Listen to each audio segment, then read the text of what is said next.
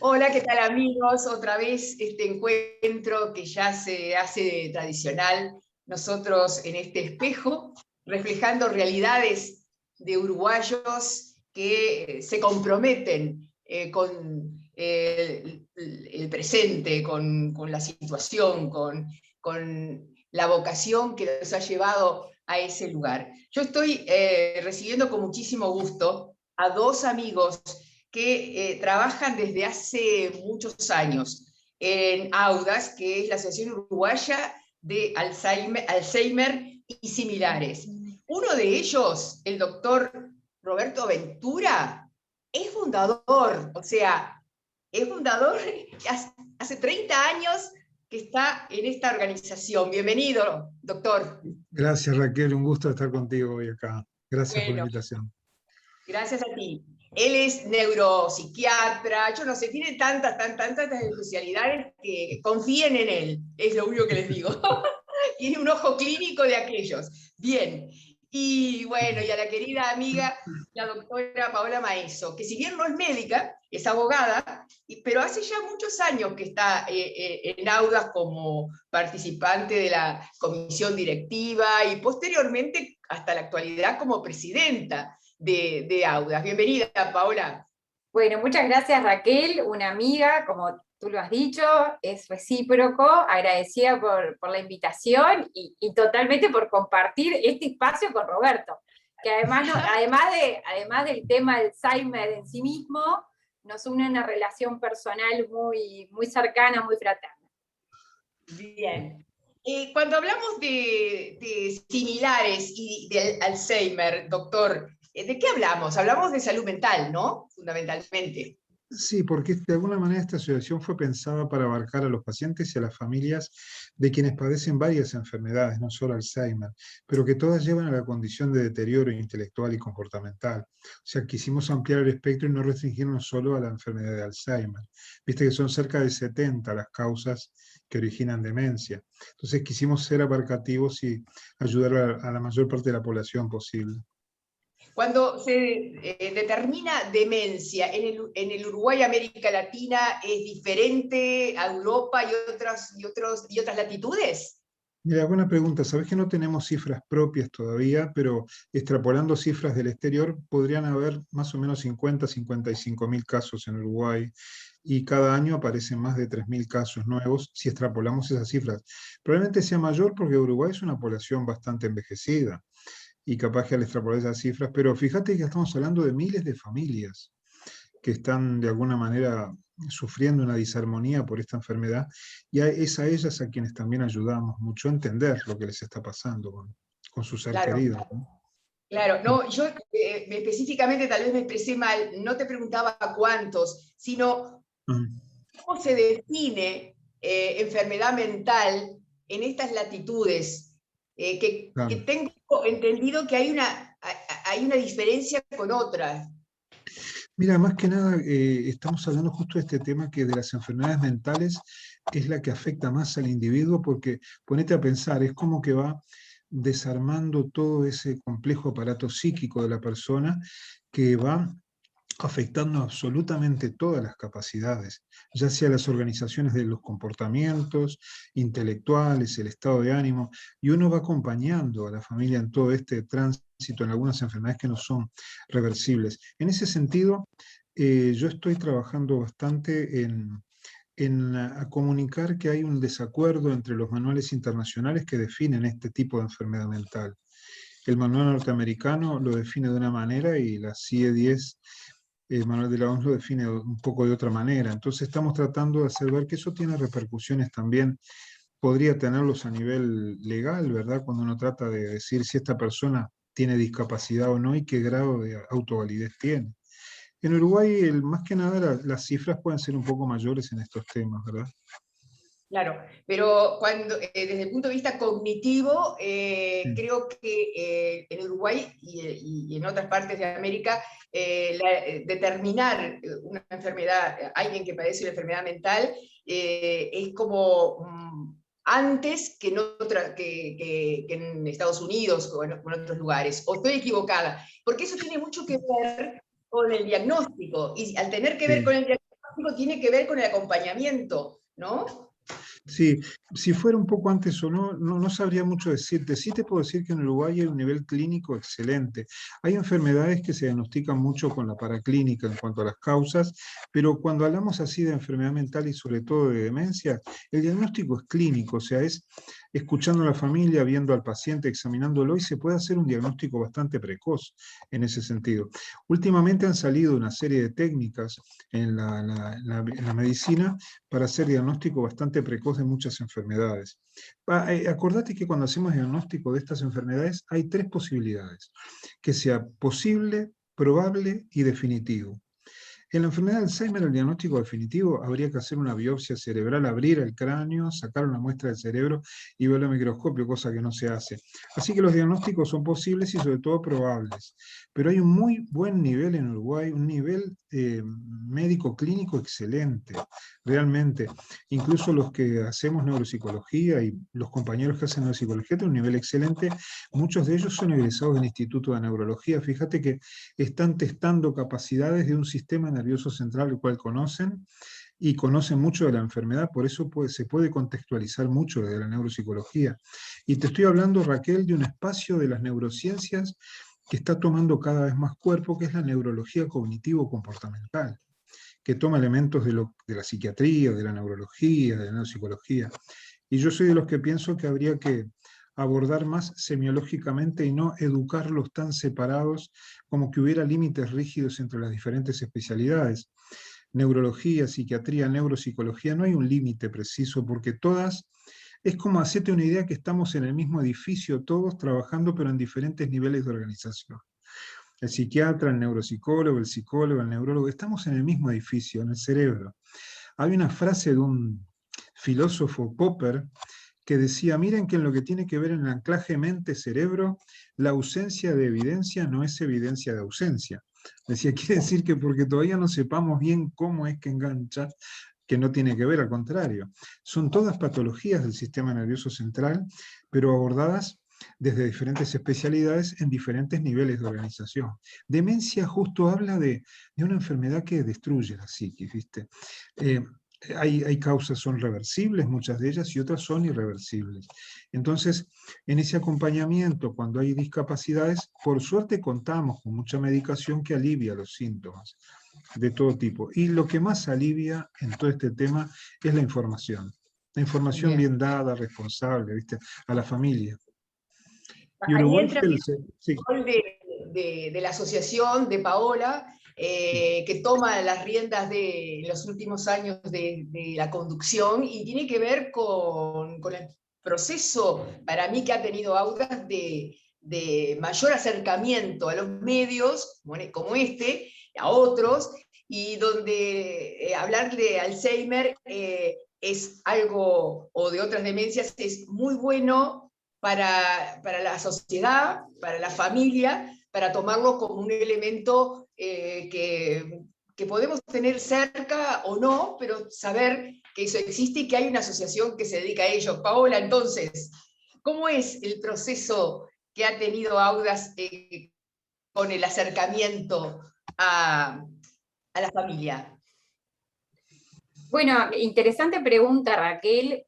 Antes quiero hacer una mención sobre lo que estabas intercambiando con Roberto, pero desde otro lado, desde la otra cara de la moneda, digamos, y no tanto de la parte científica o médica, sino darte una respuesta un poco más de las asociaciones. Te preguntabas cómo era la comparación entre lo que es Uruguay o nuestra región con la parte internacional. Nosotros en AUDA somos miembros de diferentes organizaciones, una de ellas es Alzheimer Disease International, ADI, que es la Federación Mundial de Alzheimer, que nuclea 105 asociaciones actualmente en el mundo. ADI se fundó en 1984, AUDAS en 1991, estamos cumpliendo 30 años el pasado 10 de mayo de fundación y permanencia de la asociación, ante lo cual en realidad es una problemática mundial. Entonces, así se dé el diagnóstico más temprano, más tarde, todos los años se trabaja a la par en todas las asociaciones del mundo por la mejor calidad de vida, por derribar el estigma que hay sobre el tema de demencia, por trabajar para apoyo de las familias. O sea que la problemática común se da en cualquier cultura, en cualquier ciudad, en cualquier parte del mundo. Que eso es importante tenerlo en cuenta. Nuestra realidad no escapa a ello de lo que ocurre en otras partes. Con respecto a la evolución de Audas, bueno, vos dijiste, estás hace mucho tiempo, yo en realidad estoy a instancia de Roberto en Audas, que hace muchos años se me acercó a pedirme si podía ayudarlo en mi calidad de abogada a la asociación, mi mamá que estaba diagnosticada y tratada por la trató durante 13 años, y por eso generamos una relación muy buena, porque la trataba muy bien. Así que si no, no hubiéramos tenido una tan buena relación, pero se dio así. Y bueno, y accedí, obviamente, con todo gusto a poder colaborar en lo que pudiera dentro de lo que era mi capacidad, no como familiar, en ese caso me acerqué, mamá ya estaba en una etapa un poco avanzada, sino más como profesional. Y bueno, y después, con el tiempo de involucrarme, de acercarme más a la asociación y a los equipos de trabajo que allí hay, ingresé en la comisión directiva, y la realidad es que hace un tiempo, Raquel, tuvimos una entrevista, nosotras dos, y yo te contaba, porque me hiciste una pregunta similar, no tanto hoy con el diario del lunes viendo qué pasó en este tiempo. Yo recién había entrado en la comisión directiva y vos me preguntabas, bueno, de la razón de ser y demás. Yo decía, bueno, con mi experiencia personal, ¿no? Poder acercarme al otro, ¿no? Ayudar, escuchar, pero después te das cuenta que estás en un cargo de gestión y que las realidades son diferentes. Lo que decía hoy Roberto, esta patología o este síndrome no se trata a nivel individual de la persona que tiene el diagnóstico, sino de todo el núcleo familiar y social que lo rodea. Es una problemática de toda la sociedad en su conjunto. Entonces, claro, ¿qué pasaba? Te encontrabas frente a tomar decisiones para poder apoyar, ayudar a familias, a personas con diagnóstico, a poder llegar a los medios. Y ahí voy a lo que vos planteabas, ¿no? ¿Cómo acercarnos a de repente quienes puedan tener ese espacio de difusión para llegar a la sociedad? Porque nosotros somos el reflejo, hablando del título de la charla de hoy, nosotros somos el reflejo de la familia, somos el reflejo de quienes tienen un diagnóstico, somos los que le damos voz y le ponemos palabra a lo que sienten, a lo que les pasa, a lo que necesitan, no solo frente a la sociedad, sino frente al Estado, para políticas públicas. Nuestro rol como asociación es mucho más amplio del que yo realmente pensé cuando era entrar a decir, bueno, colaboro en una ONG o en una asociación civil, es mucho más.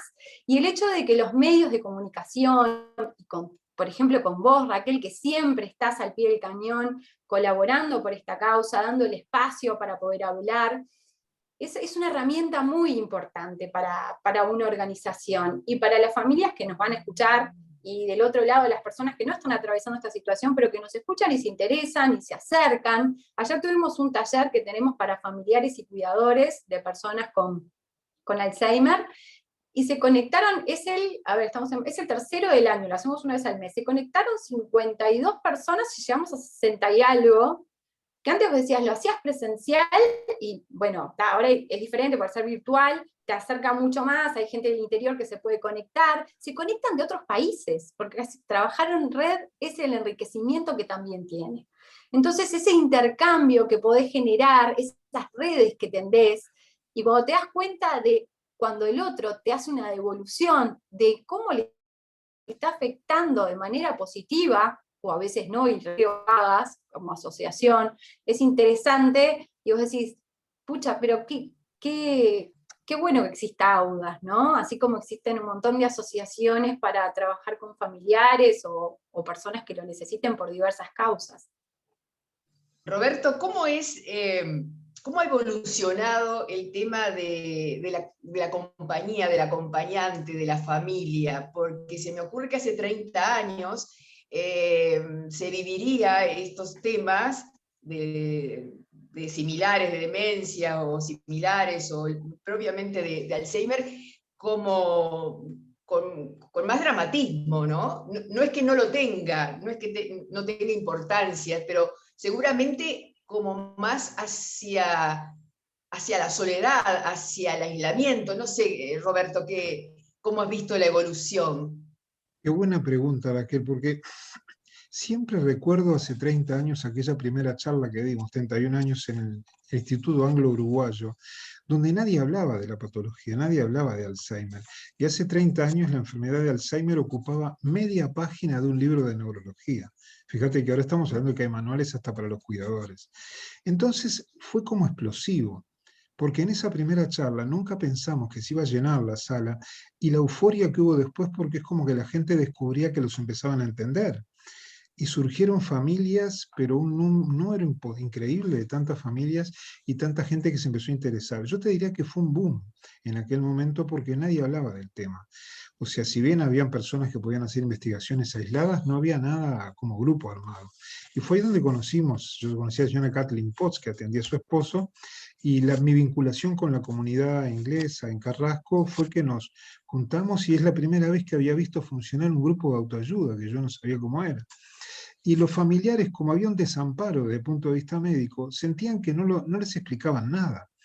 Entonces ahí yo empecé a entender que cuando salís de la facultad, salís a trabajar a la calle con los libros de la facultad en la cabeza. Y vos ves que ahí el esquema social es mucho más complejo. Y cuando te acercás al paciente hay una familia que quiere saber cosas. Y el paciente vos lo ves, lo diagnosticás y después tenés que escuchar a la familia. Nadie las escuchaba. Hasta el día de hoy hay un debe en el sistema de salud que no hay un espacio formal para escuchar a las familias en estos temas. Pero te puedo decir que fue explosivo y lo que vos decís es muy interesante porque nosotros nos dimos cuenta del valor que tiene la información bien dada a la familia para que entiendan cuál de las enfermedades es, cómo evoluciona y cómo ellos deben comportarse y quién los debe cuidar y cómo. Entonces ahí entras en un mundo que en aquel momento era oscuro porque nadie te enseñaba nada. Y yo siempre recuerdo aquella primera charla donde me hacían preguntas a los familiares que yo no sabía ni qué decir, porque venía mucho con la escuela de la medicina, pero por ejemplo, una pregunta cuando me decían, ¿qué puedo hacer yo cuando me dice que la casa no es la casa de él? ¿Y qué puedo hacer yo para que mi esposo no se saque la ropa y no se baje los pantalones en público?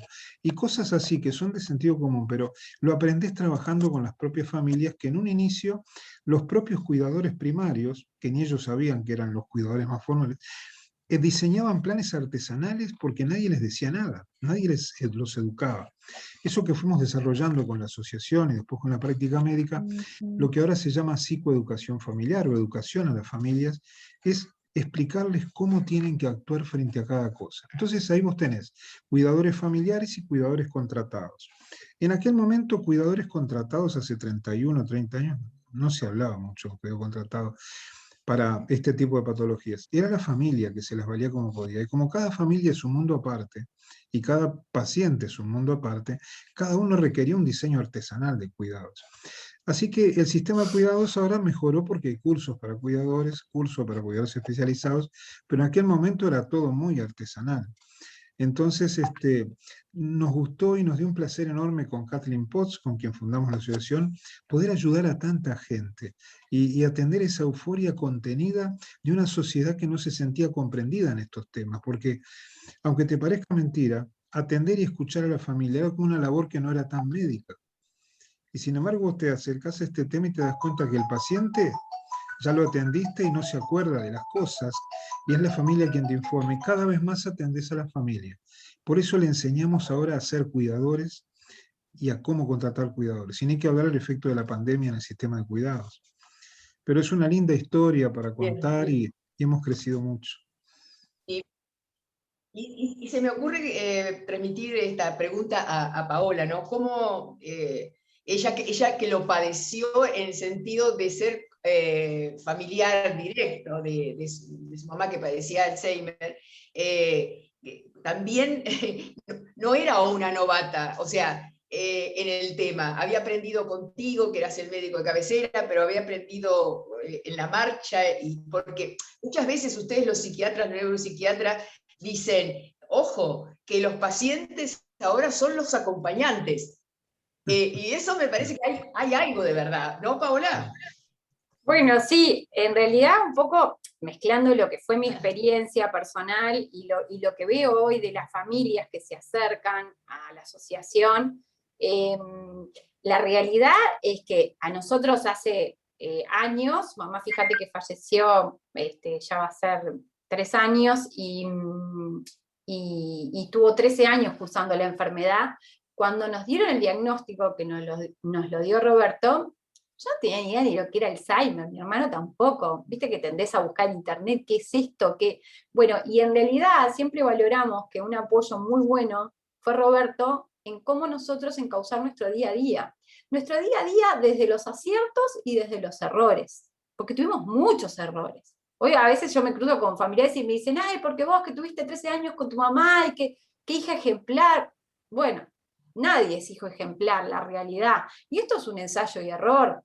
Yo me acuerdo que en un momento íbamos llorando al consultorio de Roberto con mi hermano, sufriendo porque le habíamos hablado mal, porque no teníamos tolerancia o no teníamos paciencia para con ella. Y claro, nos repetía todo 20 veces, llegó un momento que nos desbordaba. Y me acuerdo Roberto, sin tratar de como normalizar la situación para que no vuelva a ocurrir, nos decía que en definitiva nuestro organismo, nuestro propio ser estaba reaccionando, que era sano. Entonces hay que tener contemplado la situación con la persona con diagnóstico, pero la situación del cuidador de la familia.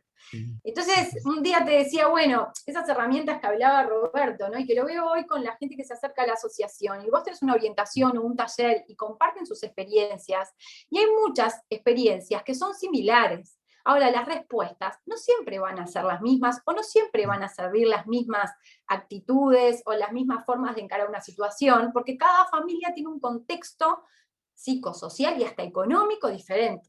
Entonces, las herramientas con que se va contando, las que hay que trabajar son las interiores. En las exteriores va a depender mucho de lo que va a ser los factores exógenos o los que rodean a la familia. Pero esas herramientas, como siempre decimos, no, bueno, hoy te va a funcionar hacer esto. ¿Ah? Pues, no sé, poner música, cantar juntos, leer un libro, comentarlo, y un día te va a agarrar el libro y te lo va a tirar por la cabeza, y vos vas a sentirte frustrado, porque decís, pero ¿cómo? Y esto que a fulano le funcionó, y a mí no me funciona, y hoy no te funciona, y mañana te puede llegar a funcionar. Entonces, en este ensayo y error, hay una cosa que siempre yo quiero transmitir, y que es muy fácil decirlo, y sé que es muy difícil ponerlo en práctica, pero es un trabajo diario, de no perder el estímulo. De no perder la esperanza de que se puede apuntar a tener una buena calidad de vida, porque entre el caos que se genera en el día a día, que decís, te levantás y no sabes cómo va a causarse el día, con qué te vas a enfrentar ese día, de repente te sacan una sonrisa entre medio de ese caos, y hay que apuntar a eso, a lograr tener esas herramientas que dice Roberto, que no son exactas para todos y las mismas para todos, pero sí elaborarlas internamente, para poder tener la mejor calidad de vida de nuestro ser querido o a quien cuidamos si somos cuidadores formales, así como nuestra propia calidad de vida, porque nosotros también somos seres humanos y nos afecta lo que nos pasa a nosotros y lo que le afecta al que tenemos al lado, y sin duda que lo que dicen siempre, cuidar al cuidador, no debe ser solo una frase, sino que todo lo que hablamos desde como personas, como asociaciones, como profesionales, como acompañantes, como familia, hay que tratar de ponerlo en práctica. ¿Es difícil? Sí, es difícil. ¿Es imposible? Y hay días que vamos a sentir que es imposible, no hay que negarlo eso, pero hay otros días que nos va a dar satisfacción, y sin duda que podemos lograr poder convivir, ¿no? Que no sea un enemigo el Alzheimer, sino poder entenderlo como una nueva etapa de nuestras vidas, que tenemos que armarnos de esas herramientas y de que seguir adelante, ¿no? Ese es el mensaje que hoy creo, después de la experiencia de las cosas que hemos visualizado y compartido con muchas familias en Audas. Roberto, ¿cómo ha evolucionado desde el punto de vista clínico, o no sé cómo decirlo, si hay más posibilidades de abordaje a esta patología que nos ocupa hoy, que fundamentalmente es el Alzheimer, ¿no? ¿Hay medicación? ¿Hay algún avance científico en ese sentido? ¿Se ha progresado en estos 30 años? Sí, yo te diría que muchísimo, sí, desde los dos puntos de vista. Punto de vista clínico, los médicos, los especialistas están saliendo todavía cada vez más informados sobre este tema. Hace unos 30 años y 20 también, el tema demencias era 2 o 3 horas de clase en una carrera de 8 años. Entonces salías como médico habiendo recibido una clase o dos de demencias y tenías que ir a buscar los apuntes, a ver qué era eso, ¿no? Ahora ha cambiado mucho la cosa, y ni que hablar, por supuesto, con la cartera de medicina familiar, pero y el punto de vista medicamentoso también han salido cosas nuevas. Dividís en dos partes, medicación para el problema cognitivo y el problema conductual o comportamental. Para el problema cognitivo han salido medicaciones nuevas que, si bien no curan el proceso, pueden producir un alivio de los síntomas según el grado de la enfermedad en que se encuentra el paciente. Para la parte comportamental también hay hace muchos años drogas para los delirios, las alucinaciones, y medicación para la agresividad, para todos esos desajustes comportamentales. Y a veces te insisto en lo mismo, lo mejor todavía que eso es educar a la familia sobre cómo lidiar con los desajustes de comportamiento. Desde el punto de vista biotecnológico se ha progresado mucho. Hoy por hoy podemos llegar a un diagnóstico bastante acertado de la enfermedad de Alzheimer con la biotecnología. No 100% de seguridad, pero sí muy cerca. Con los SPECT y el PET cerebral en la enfermedad de Alzheimer, realmente se ha avanzado muchísimo para identificar las alteraciones. Hoy se sabe que hay un componente genético en estas enfermedades, en varias, y yo creo que más adelante se va a sacar tal vez el rótulo de nombres de enfermedades y se va a hacer cada vez más referencia a las alteraciones genéticas y a las patologías de esas proteínas y moléculas anormales que hay en nuestro organismo que originan estas enfermedades. El avance ha sido muy importante y el nivel clínico ahora es muy bueno. Y si lo comparamos con el nivel clínico del exterior, Uruguay está en excelentes condiciones en ese sentido. Tenemos toda la medicación y la buena preparación. Una pregunta que me surge. Es decir, por lo que estabas diciendo, desde el punto de vista de la aparición de la enfermedad, ¿es que ya estaba predispuesto ese cerebro, a ese organismo, esa historia de vida, no sé cómo decir, pero predispuesto a desarrollar la enfermedad? O sea, ¿más predispuesto que otros? Muy buena pregunta. Mira, sí, hay una población en riesgo realmente. Hoy se sabe una muy buena noticia desde hace muy poquitos años de que hay estrategias de prevención en esta patología que podían llegar a evitar la aparición de la enfermedad una vez conocido ese riesgo. Siempre hay un condicionamiento genético y ahí tenés alteraciones genéticas que son causales, que sí o sí vas a hacer la enfermedad si se identifican, ya sea en el cromosoma 1, 14, en el cromosoma 21, y después tenés más de 100 genes alterados que se pueden identificar con el estudio genético, que te dicen que estás en riesgo. Y ahí vos, si tenés, te basás en 3 pilares de tu forma de vida que podrían ayudar a prevenir el desencadenamiento de esta enfermedad, como es ejercicio físico, ejercicio cognitivo, ecológico de varias formas, y las dietas mediterráneas, y evitar lo que se pueda las carnes rojas, ¿verdad?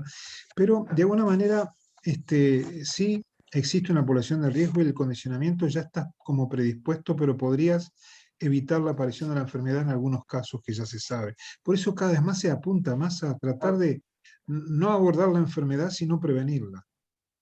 Hay otra pregunta. ¿El retroceso hoy de la enfermedad es impensable y puede ser en el futuro una realidad?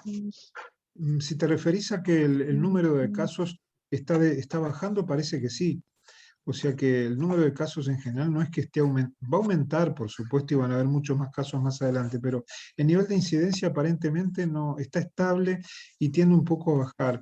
Yo pienso que se hacen mejores diagnósticos que antes, más acertados, y se está apuntando a difundir una mejor calidad de vida para todos.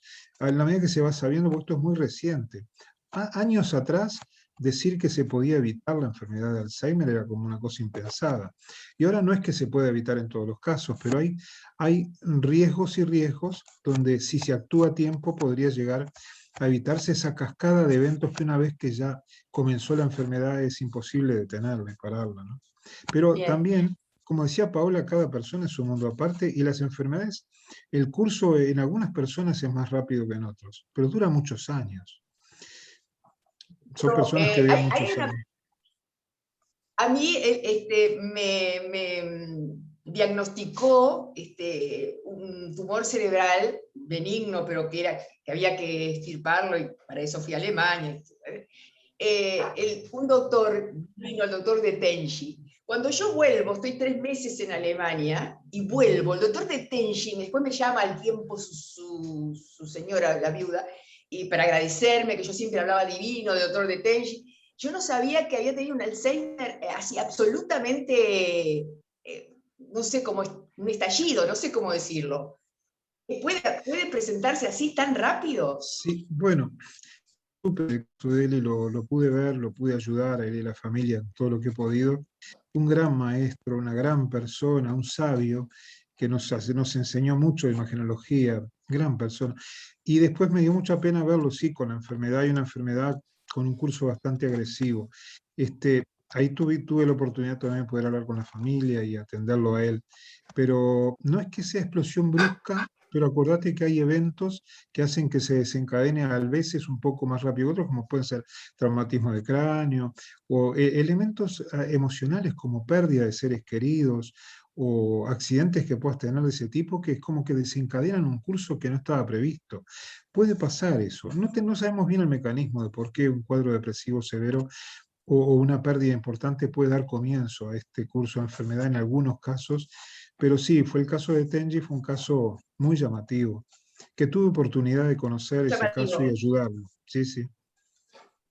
Sí, y yo cuando vuelvo de mi viaje y de mi Sí, nueva vida, ¿no? A mí me opera otro sabio allá, Mahit Sami, sí.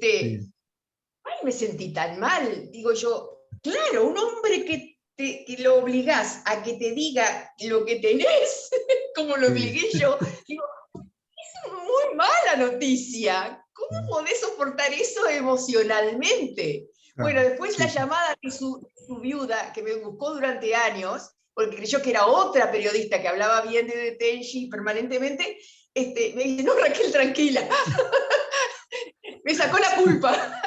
Claro. Bueno, menos mal que podemos No, pero seguir sí, todavía. Ahora, querida, entonces, lo más fuerte es atravesar con humor, pero a su vez acompañado de estos grandes maestros, como el propio Roberto Ventura que nos acompaña hoy, para, para afrontar este tipo de situaciones. A ti te tocó acompañar a tu mamá 13 años.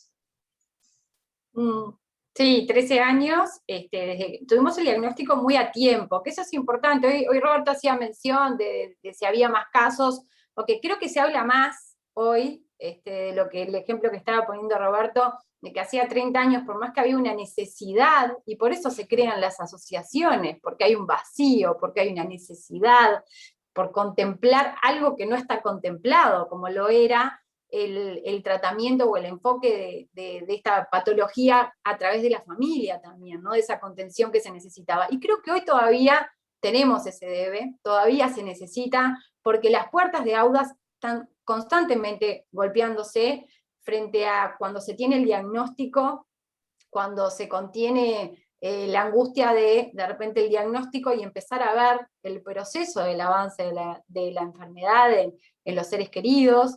En nuestro caso, como te decía, tuvimos un diagnóstico a tiempo, con lo cual todavía no teníamos una sintomatología que nos apabullase de entrada, pero claro, cada hecho que nos mostraba que la cosa avanzaba, era fatídico. Creo que Roberto, cada vez que lo llamábamos, tenía que primero tranquilizarnos a nosotros, ponernos en eje, y después de ponernos en eje, recuerdo, aparte que se me viene a la cabeza momentos muy puntuales, pero después de ponernos en eje, sí, bueno, y ahora contame, y tu madre, y no sé qué, y ir guiándonos en cosas, o esto, o aquello, y algo funcionaba, ¿no? Entonces, sí, es difícil, y se necesita apoyo, se necesita mucho apoyo. Nosotros éramos muy de hablar con amigos, de hablar con la familia, y eso te sirve muchísimo. Hay mucha gente que tiende a recluirse, tiende a no querer contar por preservar la integridad de la persona, tiende a no querer contar por preservar su propio sentimiento, su propia... La situación de no saber cómo expresar a veces, ¿no? Las falencias que uno tiene, que nos pasa en varios ámbitos, esto no escapa, el estigma que hay sobre la demencia frente a alguien que no está viviendo la situación, pero como población y como sociedad lo miramos al otro y no nos queremos acercar porque no sabemos cómo comunicarnos. Ese aprendizaje es el que la sociedad tiene que hacer, porque todos podemos aportar un granito para acompañar a quienes estén vivenciando esa realidad. No se puede llevar adelante esto solo. O sea, se puede, pero cómo se puede, con qué calidad de vida se puede llegar a hacer, es un diferencial enorme contar con profesionales que te hagan el seguimiento del tratamiento con mucha empatía, con mucha atención, con escucha, con consejos. A la asociación, quienes quieran, nuestras puertas, como decimos, hoy están cerradas por la pandemia, pero nuestro corazón está extremadamente abierto, pueden acudir a nosotros para una orientación individual, para compartir los talleres, para tener información y leer algo, para participar de alguna otra actividad, para preguntarnos algo muy puntual, o solo para decirnos, hola, me está pasando esto, como nos pasan las redes, me está pasando esto con mi madre, y no te preguntan nada, y solo realmente lo que quieren es saber que hay alguien del otro lado que los entiende, que los escucha, que comprende, y siempre se le aconseja que al médico, al tratante, ellos traten de comunicárseles. Y si no hay tiempo, porque la consulta siempre es corta, y nunca hay tiempo para transmitir nada, que se lo lleven escrito y que se lo hagan leer. No sé, hay 1000 opciones para tratar de hacer, para que lograr tener ese apoyo. Tenemos 1000 maneras de hacerlo. Cada uno tiene que ir viendo de qué manera le queda mejor. Voy Les a hablar de una agradezco cosa. que ha Sí. sido un encuentro fantástico, no sé qué dice Roberto, pero en estos segunditos, en este minutito, me gustaría despedirme de ustedes y agradecerles muchísimo y decirles que, bueno, que estamos siempre dispuestos a hablar, a comunicar, para sanar. Creo que Roberto me querría corregir algo. No, al contrario, me pareció muy importante. No, estoy totalmente de acuerdo y además me Muy gustó bien, el tema que sacó de Raquel en cuanto al diagnóstico. Me parece tan importante porque en algunos países te pueden demandar si no decís el diagnóstico. Pero nosotros tenemos que dejar tranquilo a muchos colegas y a muchas familias que a veces el diagnóstico en esta enfermedad no es definitivo. Tenemos que estar abiertos a que sí hay un montón de síntomas que hay que comunicar y ayudar a la familia, pero en cuanto al diagnóstico hay que tener mucho cuidado porque siempre es posible o probable. Definitivo es muy difícil de darlo. Te digo porque a veces tiene implicancias médico-legales también. Es importante eso, Raquel, que mencionabas hoy. Por eso hay un shock del diagnóstico que hay que apoyar a la familia cuando uno piensa en esta enfermedad. Estoy de acuerdo con todo lo que gracias, dices. Roberto. Gracias. Gracias, Raquel. Roberto, Gracias, Raquel. gracias. Gracias por la invitación. Mucha salud para ustedes, que pasen bien. Bueno, Un muchas abrazo gracias. grande. Gracias. Gracias.